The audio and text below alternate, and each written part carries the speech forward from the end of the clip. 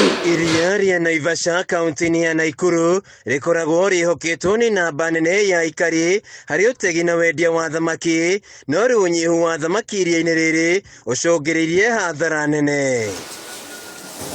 Kũringana na David Agonga kuma kambuni ya wendia wa thamaki ya Street Blessings Youth, gũkoretwo na ũnyihu wa thamaki iria-inĩ rĩrĩ na rĩu maragũra thamaki kuma kũrĩ arĩmi angĩ kaunti-inĩ ingĩ. My wish and prayer is to the county government of Nakuru that we continue doing restocking of Lake Naivasha, because these youths are even struggling to get more fish to process their products, because our beach here is not processing, or we don't have enough of that fish. Agonga ugĩte ũnyihu wa thamaki iria-inĩ rĩrĩ rĩa Naivasha ũcũngĩrĩirio nĩ ũcenjia wa rĩera hamwe na ũtegi wa thamaki nĩ andũ matetĩkĩrĩtio, rĩu magĩtanya kuongerera thamaki iria-inĩ rĩrĩ. The challenge is matters of climate change, dwindling fish in Lake Naivasha, whereby now we are working with the Central Landing Beach, the BMU, the beach management for fish that is based here, to ensure that it allows us to bring, because this is a fish market,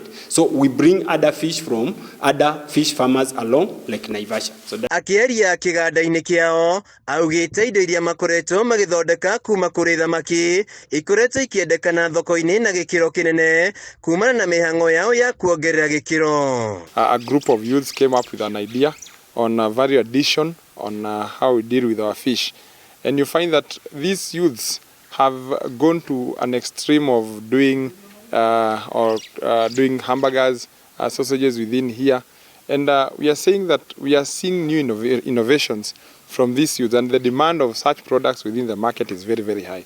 No mũhĩnga mũnene kũrĩ endia ya thamaki nĩ kwambatĩra gwa thogora wa thitima, kuona macini iria marahũthĩra irabatara mwaki mũingĩ. The other month we pay 10,000, the other month you go there and the price have shot, there is 15,000. So we are looking into it that if we can get solar powered freezers, solar powered machine, or if we can say we have engaged the area MCA to support us in the matters of solar powered freezers. MCA wa Lakeview Alex Bogwa nĩeranĩire atĩ thirikari ya kaunti ya Nakuru ĩrĩ mũbango-inĩ wa kuongerera gĩkĩro gĩa thamaki iria-inĩ rĩrĩ, akiuga mbeũ njĩthĩ arĩa marategaga thamaki matetĩkĩrĩtio rĩu mararuta wĩra iganda-inĩ cia wendia wa thamaki na rĩu ciĩko ici nĩ icokete thĩ. A change within the youths within this area, because most of them previously were poachers that did Lake Naivasha. They were getting fish products from Lake Naivasha, and they had conflict with the coast guards. We had so many deaths there.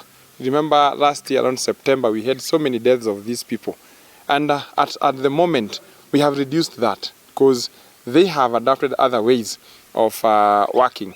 This project inasaidia, at least you are busy and you earn your daily bread from here.